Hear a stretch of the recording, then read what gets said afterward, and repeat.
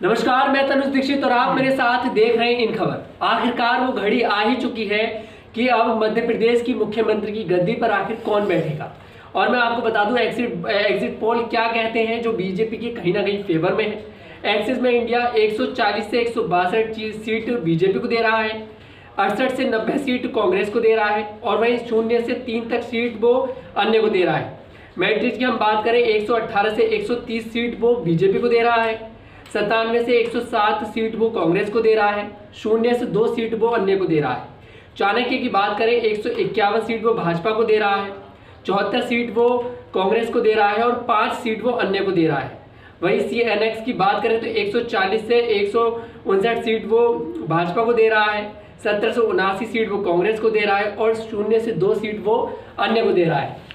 Sir, क्या मान लिया जाए, जिस तरह से एग्जिट पोल निकलकर सामने आ रहे हैं तो शिवराज सिंह चौहान फिर से मुख्यमंत्री की गद्दी पर बैठे रहने वाले हैं। शिवराज सिंह चौहान तो अब की बार मुख्यमंत्री बने नहीं बनेंगे, उनके नेतृत्व में चुनाव ही लड़ा गया है। मैं ये चाहता हूँ कि जो ऐसे आपने इन 4-5 एजेंसियों को बताया, वैसे उन एजेंसियों का भी जिक्र कीजिए जो कि कांग्रेस के फेवर में बता रही है कि कांग्रेस के फेवर में माहौल है। जी सर, देखिए, अगर हम इसकी बात करें जो कांग्रेस के फेवर में है, जो तो सी वोटर कांग्रेस के फेवर में है पूरी तरह से। वो भाजपा को 88 से 112 सीटें दे रहा है, वहीं 113 से 137 सीटें वो कांग्रेस को दे रहा है और 2 से 8 सीटें वो अन्य को दे रहा है। पोल स्टेट की बात करें तो 106 से 116 सीटें वो भाजपा को दे रहा है, 111 से 121 सीटें वो कांग्रेस को दे रहा है और 0 से 6 सीटें वो अन्य को दे रहा है। ETG की बात करें 105 से 117 सीटें वो भाजपा को दे रहा है, 109 से 125 सीटें वो कांग्रेस को दे रहा है और 1 से 5 सीटें वो अन्य को दे रहा है। दैनिक भास्कर की बात करें तो 95 से 115 सीटें वो भाजपा को दे रहा है, 103 से 120 सीटें वो कांग्रेस को दे रहा है और 0 से 5 सीटें वो अन्य को दे रहा है। और वहीं एक एजेंसी ऐसी भी सामने आई है जो दोनों पार्टी को इक्वल दे रही है। सर, PMARC की हम बात करें 103 से 122 सीटें वो भाजपा को दे रहा है और सेम वो कांग्रेस को दे रहा है, अन्य को ज्यादा दे रहा है, 3 से 8 सीटें दे रहा है। वो 5 राज्यों में विधानसभा का चुनाव हो रहा है। अब 5 राज्यों का जो एग्जिट पोल है वो एक साथ ही आया। राजस्थान और छत्तीसगढ़ जो हिंदी भाषी उत्तरी भारत के राज्य हैं, वहाँ का देखेंगे तो वहाँ पर नेक टू नेक फाइट दिख रहा है। जैसे मान लीजिए कि 51 सीटें तक दी जा रही है छत्तीसगढ़ में कांग्रेस को, 40 सीटें 41 सीटें तक दी जा रही है जो है वो बीजेपी को। ठीक इसी तरीके से राजस्थान का देखेंगे तो राजस्थान में भी मिलते जुलते वो सीटों का आंकड़ा है। लेकिन मध्य प्रदेश एक ऐसा राज्य है जहाँ पर कि 18 साल से बीजेपी का शासन है और वहाँ पर जो है बीजेपी को 163 सीटें तक दी जा रही है। अब होता क्या है कि लैंडस्लाइड विक्ट्री के लिए वहाँ का माहौल दिखने लगता है, जिसको सियासी तूफान बोलते हैं, आंधी बोलते हैं, कि इस बार कुछ होने वाला है। जैसे यदि पिछले साल इसी समय लगभग हुए गुजरात चुनाव की बात करें तो वहाँ पे जमीन पे एकदम साफ दिख रहा था कि मोदी के आगे कोई नहीं है, सिर्फ मोदी मोदी हो रहा था। लेकिन मध्य प्रदेश में ऐसा कहीं आंधी तूफान दिखा नहीं है, एकदम कांटे की लड़ाई दिखी। शुरू में क्या हुआ था कि वहाँ पे बदलाव की बयार, यानी कि 2 महीना पहले तक या 1.5 महीना पहले तक बदलाव की बयार थी और उस समय लग रहा था कि कांग्रेस जो है भारी पड़ रही है और जबरदस्त भारी पड़ रही है। लेकिन जैसे जैसे चुनाव की तिथियां नज़दीक आई, लाडली बहना योजना की चाहे रकम बढ़ाने की बात हो, चाहे और उन्होंने सिलेंडर को लेकर के घोषणाएं की और बहुत सारी बीजेपी ने भी घोषणाएं की और कांग्रेस ने भी गारंटियाँ दी। तो कांग्रेस तो पहले से गारंटी दे रही थी कर्नाटक के तर्ज पे, बीजेपी इसमें लेट एक्टिव हुई और उसने लेट जो है ये सब कुछ किया और उसके बाद उसको रिकवर करने की कोशिश की। तो मेरा अपना मानना है कि वहाँ पर लड़ाई बहुत ज़बरदस्त है, मुकाबले कांटे की टक्कर है। लेकिन ये जो 160 150 तक की सीटें दी जा रही है, ये सच में जो ज़मीन पे गए हैं लोगों से बातचीत किए हैं वो जो है इसको पचा नहीं पा रहे हैं कि आखिरकार ऐसा कैसे हो सकता है। देखिए सर, आपने एग्जिट पोल की बात की तो एग्जिट पोल का भी हम जैसे देखते हैं कि राजनीति में 2 धड़ा बटा हुआ है, पक्ष विपक्ष वाला। उसी तरीके से एग्जिट पोल भी, जैसा कि तनुज ने बताया कि आंकड़े जो हैं, एक धड़ा हम देख रहे हैं कि वहाँ भाजपा की सरकार बना रहे हैं और दूसरा धड़ा जो है कांग्रेस की सरकार। तो क्या एग्जिट पोल पर कितना यकीन कर पाए आदमी? आगे भी हम लोगों ने देखा है कि पीछे की एग्जिट पोल जो आए हैं चुनाव के नतीजे जो हैं उसमें सटीक कुछ हम नहीं कह सकते हैं कि जो ऐसे- कांग्रेस का दिखाया जा रहा है उसकी सरकार बनेगी या भाजपा की सरकार ही बनेगी। ऐसा एक नहीं, कई मौके ऐसे आए हैं। दिग्विजय सिंह ने खुद भी ट्वीट किया है, एक्स पे पोस्ट किया है और बताया कि देखिए ये एग्जिट पोल था, किसी राज्य का उन्होंने एग्जाम्पल दिया और एकदम इसके उलट रिजल्ट आया था। एग्जिट पोल हमेशा करेक्ट साबित हुए हों ऐसा नहीं हुआ है। कई बार करेक्ट साबित होते हैं या इर्द गिर्द तक पहुंचते हैं और कई बार जो है एकदम उलट भी रिजल्ट आते हैं। और वही बात जो है इस बार भी कही जा रही है। और सबसे ज़्यादा जो चौंकाने वाले एग्जिट पोल के नतीजे हैं या संकेत हैं, वो संकेत कहना ज़्यादा ठीक होगा, वो मध्य प्रदेश के ही, क्योंकि तेलंगाना का आप गिना रहे हैं, छत्तीसगढ़ का गिना रहे हैं, राजस्थान का गिना रहे हैं, मिजोरम का बता रहे हैं, उसमें कोई आश्चर्य वाली बात नहीं हो रही। आश्चर्य वाली बात, सब जगह बहस का जो विषय है ना वो मध्य प्रदेश ही है। अब जहाँ तक बात आपने साख वाली उठाई है कि तीन चार एजेंसियां जो है वो कर रही है, बीजेपी के फेवर में माहौल है, 3-4 एजेंसियां करेगी नहीं, कांग्रेस के फेवर में है, और कुछ जो ऐसी कर रहे हैं जो बराबर बराबर भी सीटें देने की कोशिश कर रही हैं। देखिए होता क्या है कि जो इसका मेथड है ना वो बहुत रैंडम सैम्पलिंग से, जहाँ पे करोड़ों में मतदाता है, एकदम से एग्जैक्ट तो कोई नहीं बता सकता। वो वही मेथड पे ही जो जानते हैं इसको कि कैसे होता है, वही एक तरह से आप कह सकते हैं कि चकरघिन्नी की तरह है। एकदम से आप सिर्फ अंदाज़ा लगा सकते हैं, कुछ दावे के साथ नहीं कर सकते हैं। और अब बात आती है कि ये आंकड़ा आया कहाँ से, तो बेहतर है कि एक चीज़ जहाँ गलत होने की संभावना बढ़ जाती है वो ये होती है कि मान लीजिए कि एग्जिट पोल क्या होता है, आप निकलते हैं वोट डाल करके, वोट डाल करके निकले, बाहर जो है जो इस पे लगे हुए हैं, सर्वे कर रहे हैं, पोल कर रहे हैं, वो आपसे मिलते हैं, तो कई बार होता है आदमी सच बोलता है, मन की बात बोल जाता है, और कई बार ऐसा भी होता है नहीं बोलते हैं, नहीं वोट किसी और को देके हैं, बोल कुछ और रहे हैं जानबूझ करके, आप तो भटकाते भी हैं। तो उसी केस में ऐसा होता है कि एकदम जो आपने प्रेडिक्शन किया था उसके उलट रिजल्ट आ रहा है। तो मध्य प्रदेश के बारे में देखिए, यदि कोई भी एजेंसी जो 116 वहाँ पर बहुमत का आंकड़ा है, 230 विधानसभा की सीटें हैं, यदि किसी भी पार्टी को, चाहे कांग्रेस को दे रही हो चाहे बीजेपी को दे रही है, 125 से 30 तक देते हैं, तो ये बात समझ में आ रही है कि कांटे की टक्कर है। मैं मानता हूँ कि वहाँ पे मध्य प्रदेश में कांटे की टक्कर है। मैंने बहुत जोर जोर से बदलाव की आवाज़ें भी सुनी हैं और बहुत जोर जोर से मैंने बीजेपी के फेवर में आवाज़ें सुनी हैं। एक होता है ना कि आप लंबे समय तक सत्ता में रह जाते हैं तो एंटी इस्टेब्लिशमेंट फैक्टर काम करने लगता है, चाहे 5 साल तक ही रहे तो भी काम करने लगता है। यहाँ पे क्या था कि anti establishment factor Madhya Pradesh में भी काम कर रहा है, शिवराज जी की आलोचना भी हो रही है, लेकिन जो उनकी लाडली बहना योजना समेत तमाम योजनाएं उसकी तारीफ भी हो रही है। और सबसे बड़ी बात जो बीजेपी के फेवर में मैंने देखा वो ये देखा कि नरेंद्र मोदी का चेहरा सामने होने से विरोध बहुत कम हो जा रहा था। आवाज़ जो है ना, जो विरोध कर रहे थे शिवराज का, वो सुर जो है धीमा पड़ जा रहा था।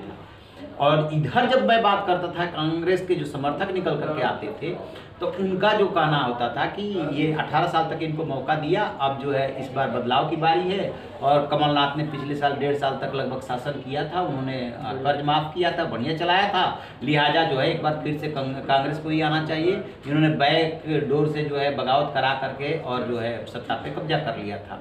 तो दोनों आवाज़ें मैंने सुनी है, लिहाजा मेरा अपना मानना है कि वहाँ पे कांटे का मुकाबला है। अब ये किस आधार पे कर रहे हैं, कैसे कर रहे हैं, ये फार्मूला तो जो पत्रकार हैं उनको जानते ही हैं कि वो मोटा मोटी कैसे लेते हैं, रैंडम सैम्पलिंग से सब कुछ किया जाता है। इतना आंकड़ों में अंतर कैसे, क्योंकि राजस्थान और छत्तीसगढ़ में तो इतना आंकड़ों में अंतर नहीं है, वहाँ 5-7 सीटों का अंतर आप मान कर चलिए कि वहाँ 50, 51, 55 इस तरह से 45-46 तक ऐसे इतना मान लेंगे, क्योंकि 10% प्लस माइनस होता है। हम देख रहे हैं कि मध्य प्रदेश में कांटे की टक्कर है, जमीन पर भी दिख रहा है, बगावत भी दिख रहे हैं, पक्ष में भी लोग दिख रहे हैं, लेकिन जिस हिसाब से एजेंसियां जो ये आंकड़े दे रही हैं इस पर संदेह हो रहा है कि आखिर किस आधार पर ये आंकड़े दिए जा रहे हैं। आप देखिए और एक बात और है सर कि जो एजेंसी मध्य प्रदेश में जो जिता रही है बीजेपी को, वही राजस्थान में हरा रही है। अब क्या होता है इसमें कि ऐसी एजेंसियां क्या करती हैं ना, बहुत टैक्टफुली काम करती हैं कि मान लीजिए कि लोग तो फिर तो सवाल उठाने लगेंगे। तो ऐसा भी होता है कि एक जगह तो आपने एकदम आसमान पे पहुंचा दिया और दूसरी जगह कह रहे कि नहीं यहाँ पे ऐसा नहीं, ऐसा हो सकता है। जबकि राजस्थान की यदि बात करें, जिधर आप इशारा कर रहे हो, कि राजस्थान में अशोक गहलोत ने अपने दम पे चुनाव लड़ा और उनकी 3 योजनाएं, एक तो ओल्ड पेंशन स्कीम, एक उनकी चिरंजीवी योजना जो स्वास्थ्य के लिए है, और महिलाओं को उन्होंने मोबाइल बांटा, एकदम उसका असर साफ दिख रहा था लोगों में।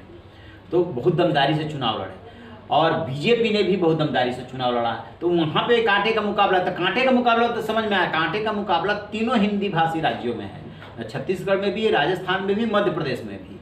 लेकिन मध्य प्रदेश में 160 और 160 प्लस, ये बात समझ से परे है। तो क्या ये जो एग्जिट पोल आते हैं इसमें भी कहीं अगर हम खुल के बोले तो क्या राजनीतिक प्रभाव दिखता है एजेंसियों पर, ऐसा कुछ हम कह सकते हैं? देखिए, कुछ भी आरोप से परे नहीं है। समय समय पर जैसे कल जब रिजल्ट आएगा और इसी एग्जिट पोल का जब आप कह सकते हैं कि एनालिसिस किया जाएगा, तो जिस पार्टी के हक में आप कम दिखा रहे हो और यदि उसकी अधिक सीटें आएगी तो आलोचना करेगी ही करेगी कि आप खेल रहे हो और कैसे खेल रहे थे, किसके प्रभाव में थे, वगैरह वगैरह। जब सब पे वार हो रहा है तो भला राजनेता और राजनीतिक दल इस एग्जिट पोल को क्यों छोड़ देंगे? इसीलिए कहा जाता है कि जब भी एग्जिट पोल के आंकड़े आते हैं तो उसका जो एनालिसिस है, उसका जो फॉर्मूला है, उसमें जो है आप बहुत फूंक फूंक के कदम रखिए और ये अंदाज़ा लगाइए कि जिस दिशा में आप जा रहे हैं, जो आंकड़े कह रहे हैं वही बोलिए, आंकड़ों से इतर ना जाइए। हालांकि सब तो दावा यही करेंगे कि नहीं नहीं हमारे आंकड़े सही हैं, आंकड़े सही है, तो वो कल पता चल जाएगा। जिस प्रकार से नेता जो है सरकार बनाने का दावा कर रहे हैं, उसी प्रकार से एजेंसियां कह रही कि हमारे जो है आंकड़े सही हैं। अभी आपने देखा हुआ है कि एक डीजी समाचार चैनल का एक वीडियो वायरल हो रहा है एग्जिट पोल को ही लेकर के, तो उस पर क्या जो एग्जिट पोल अभी दिखाए गए हैं सरकार में है जो पार्टियां, उसके पक्ष में कहीं बात की जा रही है, तो कहीं दूसरे जो पक्ष वाले उसको जहाँ तक उसको कैसे देखते हैं? देखिए, उस पर भी ना सोशल मीडिया पे काफ़ी उसको लेकर के बहस हुई है कि जब 3 ही लोग हैं, फिर जो है बाहर कैसे वो वीडियो आया, तो ऐसा तो नहीं है कि ये स्ट्रेटजी का पार्ट है, वगैरह वगैरह। उस पर हम ज़्यादा नहीं जाते हैं क्योंकि सोशल मीडिया पर उस पर खूब बहस हो चुकी है। तो अब जो बातें हो रही है कि ये कैसे, जैसे स्वाभाविक रूप से जब जैसे कोई बहुत अच्छा हरफन मौला खिलाड़ी हो और 0 पे या 1 रन या 2 रन बना करके आउट होता है, तो लगता नहीं कि ये कैसे हो सकता है, और ये विराट कोहली ऐसा होता है, होती है बात। ठीक ऐसे ही जिसने भी ये सब देखा और जिसको भी मध्य प्रदेश या इन राज्यों की ज़मीनी हकीकत के बारे में पता है, वो एक बार तो आश्चर्य व्यक्त करेगा। देखिए, रिजल्ट के बारे में हम कोई दावा नहीं कर रहे हैं, क्या रिजल्ट आएगा क्या नहीं आएगा। कई बार ऐसा होता है कि अंडर करंट होता है, पता नहीं चलता है, लेकिन जो ज़मीन पर घूम करके देख करके आया है उससे तो निश्चित रूप से लगेगा अरे यार ऐसा तो नहीं लगा, ऐसा तो नहीं लगा, ऐसा कैसे हो रहा है। सर मेरा ये आपसे सवाल है, देखिए चलो जो एजेंसियां उनको जिता रही हैं, उनको हरा रही हैं बीजेपी को, वो चीज़ बिल्कुल अलग, लेकिन जो पार्टियां दोनों को ही बिल्कुल सेम दायरे में, देखिए जो बेशक जिन एजेंसियों की बात आप कर रहे हैं, आपको बताइए बैलेंस पी मार्क बिल्कुल 103 122 सेम टू सेम कांग्रेस को दे रही है वो। अब वो मेरे हिसाब से तो पूरा अन्य के खाते में उसने डाल दिया कि अब अन्य के हाथ में है कि किसकी सरकार बनानी है। देखिए इसमें क्या होता है, ये भी स्ट्रेटजी का पार्ट भी हो सकता है और ये भी हो सकता है कि इसके आंकड़े को मैं ज़मीन पे मान रहा हूँ। क्यों? क्योंकि जब हम कह रहे हैं कि कांटे का मुकाबला है तो कुछ भी हो सकता है, बराबर नेक टू नेक फाइट है। और एक स्ट्रेटजी का पार्ट भी होता है एजेंसियों की भी कि ऐसा करो कि जब सब जगह ये जा रहा है मुकाबला है तो उसके इर्द गिर्द रखते हैं ताकि बैलेंसिंग लगेगा। ताकि बैलेंसिंग लगेगा। क्योंकि मैं उन साथियों को भी जानता हूं और उन साथियों से भी मिला हूं जो इस चुनाव के दौरान ये सब काम कर रहे थे, तो उनके सामने भी सबसे बड़ी समस्या ये होती है कि जो लोग वोट डालकर के बाहर निकलते हैं ना, उनके मन के अंदर आप कैसे घुस सकते हो, कैसे पता कर सकते हो कि अच्छा। अब एक और बड़ा सवाल है कि एक ही परिवार में वोट कई जगह जा रहा है। मान लीजिए बड़ा परिवार है, 50 आदमी का परिवार है, 6 आदमी का परिवार है, और उसके बाद बाप कहीं और वोट दे रहा है, बेटा कहीं और वोट दे रहा है, तो आप कैसे समझ सकते हो इसको एग्जिट। इसलिए इसमें जो है फॉल्ट की गुंजाइश या कमी की गुंजाइश बन जाती है। तो हम कह सकते हैं कि एग्जिट पोल जो है वो पूरी तरह से सटीक नहीं है, हालांकि एजेंसियां दावा करती हैं। और मध्य प्रदेश में अगर बात करें सर कि मध्य प्रदेश में जैसे पीएम मोदी का चेहरा लाया गया, तो क्या लग रहा है इस बार शिवराज सिंह चौहान जो है उनकी गद्दी कितनी पक्की है, उनकी कुर्सी इस बार सीएम पद के लिए? सर आपने पहले भी बोला जब मैंने पूछा कि इस बार उम्मीदवार वो है ही नहीं किसी मुख्यमंत्री पद के, तो फिर कौन निकल कर नया नाम सामने? देखिए है क्या कि पार्टियां अपनी स्ट्रेटजी बनाती हैं। शुरू में बीजेपी को ये लगाया, कहीं पे भी उन्होंने मुख्यमंत्री का उम्मीदवार अपना नहीं दिया, तेलंगाना को छोड़ करके तेलंगाना में वो पिछले की बात करते रहे कि यदि पीएम मोदी का फेस सामने करते हैं तो इससे हमें फायदा होगा। और वाकई में हुआ, क्योंकि मोदी का फेस सामने करके एक साथ फिर 2 चुनाव लड़े, विधानसभा का चुनाव लड़े, लोकसभा के लिए भी इन्होंने माहौल बनाया। और जो कांग्रेस के समर्थक वोटर हैं वो भी लोकसभा चुनाव की जैसी बात छिड़ती थी, उनमें से काफ़ी लोग ये कहते थे कि लोकसभा में वो उधर झुक जाते थे मोदी की तरफ। तो शिवराज सिंह चौहान को मध्य प्रदेश में माइनस किया गया नाम का भी ऐलान नहीं किया गया, काम का भी ऐलान नहीं किया गया, प्रचारित भी नहीं किया गया। आपको याद होगा शिवराज सिंह चौहान का वो मुरझाया हुआ चेहरा, और जब वो चित्रकूट और कहाँ कहाँ धार्मिक स्थलों पर पहुँच गए थे। बाद के दिनों में आपने ये भी गौर किया होगा कि छत्तीसगढ़ में चाहे रमन सिंह हो, चाहे शिवराज सिंह चौहान मध्य प्रदेश में हो, चाहे वसुंधरा राजे में हो, सब लोग मंच पे नजर आने लगे थे और सब जो है पूरी मजबूती से चुनाव लड़े। मुझे जहाँ तक लगता है कि बीजेपी ने बीच चुनाव में अपनी रणनीति में चेंज किया और ये कहा है कि पीएम मोदी का चेहरा तो सबसे ऊपर है ही है, वो तो सबसे हमारे वोट खींचू है ही है, लेकिन इन प्रांत के, इन प्रदेश के नेताओं को भी साथ रखना जरूरी है। इसीलिए वो मंच पर पीएम के साथ चाहे अन्य बड़े नेताओं के साथ नमूदार होने लगे थे। और अब देखिए कि जब ये रिजल्ट आने वाला है, जो वसुंधरा राजे सबसे किनारे चल रही थी, वो वसुंधरा राजे तो राज्यपाल से जाके मिल रही है, बागियों को फोन कर रही है उनकी तरफ से, और कदावर नेता वहाँ पे कौन ऐसा है जिसकी बात की वैल्यू इतनी दी जाए, ये भी तो एक संशय है ना कि आखिर कौन होगा। वसुंधरा राजे तो ये संकेत चुनाव के दौरान दे चुकी है, सहानुभूति बटोरने के लिए, चाहे वोट खींचने के लिए, कि ये मेरा अंतिम चुनाव होगा, अपने बेटे की तरफ दुष्यंत सिंह की तरफ इशारा करते हुए। तो वो साफ संकेत दे रहे कि इस बार तो हमें बना दो, आगे तो हमें वैसे ही चुनाव नहीं लड़ना है। तो बीच में मुझे लग रहा है कि रणनीति में थोड़ा सा परिवर्तन किया गया। कौन मुख्यमंत्री होगा ये हमें नहीं पता है, बीजेपी अपना डिसीजन लेगी, लेकिन रणनीति में थोड़ा सा लग रहा है कि बीच में चुनाव। हालांकि हम लोगों ने हर बार के चुनाव में, विधानसभा चुनाव हो तो उसमें देखा है कि राज्य में अक्सर ही मुख्यमंत्री का चेहरा आगे रहता है पीएम मोदी के, लेकिन यहाँ भी वैसे ही हुआ, पीएम मोदी का चेहरा आगे रहा। शायद इस वजह से कि जो एंटी इनकम्बेंसी थी शिवराज सिंह चौहान की सरकार को लेकर के, बीच में इन लोगों, जैसा कि आप बता रहे हैं कि बीच में चेंज किया गया, तो शायद ये दिखलाने की कोशिश की गई कि जो एंटी इनकम्बेंसी, जो विरोध में बोल रहे हैं, वो देखें कि सिर्फ इन लोगों ने पीएम मोदी को आगे कर दिया है और इनके चेहरे पर वोट लेना चाहते हैं, बाकियों को साइड में लगा दिया। इसी वजह से जो आप बता रहे हैं कि परिवर्तन किया गया और दिखाया गया कि हम एक हैं और ऐसा कुछ नहीं है। में भी देखिए होता क्या है कि राजनीति में ऐसा भी नहीं होता है हम आपको लाइक करें या ना करें, यदि लगता है कि आपकी वजह से वोट मिल सकता है तो लाइक करने लगते हैं, ठीक है। तो वैसे ही इन लोगों को लगा पीएम मोदी का चेहरा सामने रहेगा तो ठीक रहेगा, क्योंकि देखिए ना छत्तीसगढ़ में रमन सिंह के अलावा कोई कौन नेता दिख रहा है। अरुण साव की बात होती है तो वो तो उस तरह के अभिनेता बने नहीं हैं। जहाँ भी देखो रमन सिंह का ही नाम आता है, जहाँ भी पीएम मोदी के रमन सिंह ही साथ में नजर आए। ऐसे ही यहाँ पे मध्य प्रदेश और राजस्थान में भी बहुत सारे नेता हैं, लेकिन राजस्थान की जब बारी आती है तो वसुंधरा राजे एक्टिव हो जाती है। यहाँ पे अभी शिवराज सिंह चौहान चूंकि मुख्यमंत्री है तो वही चेहरा है। हाँ ठीक है कि पार्टी डिसीजन करती है, विधायक दल की बैठक होती है, उसमें कोई और नेता चुन लिया जाता है, फिर उसका नाम आने लगता है, ये सब कुछ सही है, लेकिन अभी तक तो यही लोग मौजूदा समय में तो यही हाईलाइटेड चेहरा जो है। हाँ हाईलाइटेड है। दूसरी बात है शिवराज सिंह चौहान की जहाँ एक तरफ बदनामी है कि आपने घपले घोटाले किए, परीक्षाओं को ठीक से नहीं करा पाए, वहीं उनको ये भी तो क्रेडिट जाता है कि उन्होंने बहुत सारे काम भी किए।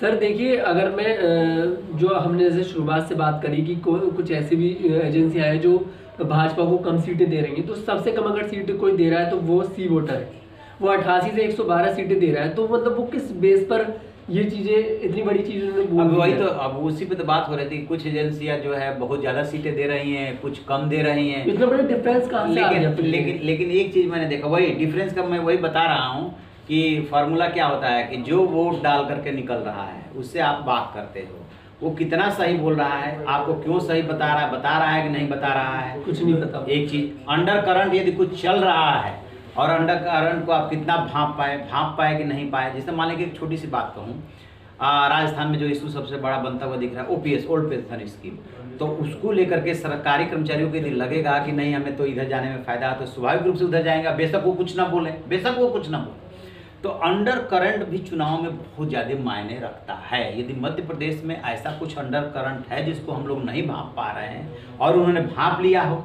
तो कल पता चल जाएगा कि हम लोग जो डिस्कस कर रहे हैं, जो संशय व्यक्त कर रहे हैं, हम अपनी जगह पे सही हैं या वो लोग सही हैं, ये भी पता चल जाएगा, सब कल आ जाएगा। लेकिन एक झटके में तो ये लगता है इतना कैसे, न कोई आंधी न तूफान, फिर इतना कैसे। बिल्कुल, क्योंकि फासले कहीं ज़्यादा दिख रहे हैं, कहीं कम दिख रहे हैं। अब एग्जिट पोल पर देखना होगा। लेकिन सर अगर कांग्रेस की हम बात करें, गुटबाजी की बात करें, तो छत्तीसगढ़ में भी देखा, राजस्थान में भी देख रहे हैं, मध्य प्रदेश में देख रहे हैं कि बागी है। ज्योतिरादित्य सिंधिया, सचिन पायलट, उधर छत्तीसगढ़ में टी एस सिंहदेव हैं। तो कांग्रेस क्या अब चुनाव के पहले भी मुश्किल परिस्थिति आई हैंडल करना, अब अगर चुनाव जीत जाती है तो कितना मुश्किल रहेगा कांग्रेस? देखिए होता क्या है कि जब केंद्रीय नेतृत्व कमजोर होगा तब क्षेत्रीय सत्र का जो कद है वो प्रभाव बढ़ जाएगा। हाँ, प्रभाव बढ़ जाता है। आज के डेट में बीजेपी में कोई ये सोच भी नहीं सकता, ठीक है सर। कांग्रेस की दिक्कत ये है कि जो टी.एस. सिंहदेव हैं, छत्तीसगढ़ जहाँ की आपने बात छड़ी है, 2.5 साल का फार्मूला हुआ था भूपेश बघेल, टी.एस. सिंहदेव, लेकिन कांग्रेस नेतृत्व उस फार्मूले को लागू नहीं करा पाए, तो वो असंतोष पनप रहा है। टी.एस. सिंहदेव को ऐन मौके पे, चुनाव के ऐन मौके पे आपने डिप्टी चीफ मिनिस्टर बना। उन्होंने इस चुनाव के दौरान ही जैसे ही मतदान हुआ वो कह दिए कि हम चीफ मिनिस्टर बनना चाहते हैं, ये मेरा अंतिम चुनाव था, तो उन्होंने इशारा दे दिया आपको। ऐसे ही जो है सचिन पायलट और अशोक गहलोत की बहुत दोस्ती कराने की कोशिश की गई, लेकिन अशोक गहलोत जब राहुल गांधी की ही नहीं सुन रहे हैं तो सचिन पायलट कहाँ बसते हैं। राहुल गांधी कहते रह गए कि आप किन भ्रष्ट मंत्रियों, बूढ़े मंत्रियों को आप टिकट दिला रहे हो, बागियों को जो बीएसपी को लाए हो उन विधायकों को टिकट दिला रहे हो, उन्होंने एक सुन के नहीं दी, अपने दम पे वो चुनाव लड़े। राहुल गांधी लास्ट के 1 हफ्ते को छोड़ दीजिए तो राजस्थान में चुनाव प्रचार करने के लिए नहीं गए। तो सचिन बताया ये भी जा रहा है कि राहुल गांधी चुनाव प्रचार तब करने के लिए गए हैं जब उन्होंने ये शर्त रखी है कि दोनों मुझे साथ ही मिलेंगे और साथ ही मुस्कुराते हुए चलेंगे, तब जाकर मैं आऊँगा। यही हुआ, जैसे ही उतरे अशोक गहलोत और सचिन पायलट ने उनकी अगवानी की, दोनों साथ चले हैं, तब जाकर के वो गए हैं। तो वहाँ तो अशोक गहलोत केंद्रीय नेतृत्व की ही नहीं सुन रहे हैं। पहली बार आपने ऐसा सुना होगा कि यहाँ से केंद्रीय पर्यवेक्षक जयपुर जा रहे हैं और वो जो विधायक है वो जा रहे हैं स्पीकर के पास इस्तीफा देने के लिए 25 सितंबर को जो घटना हुई।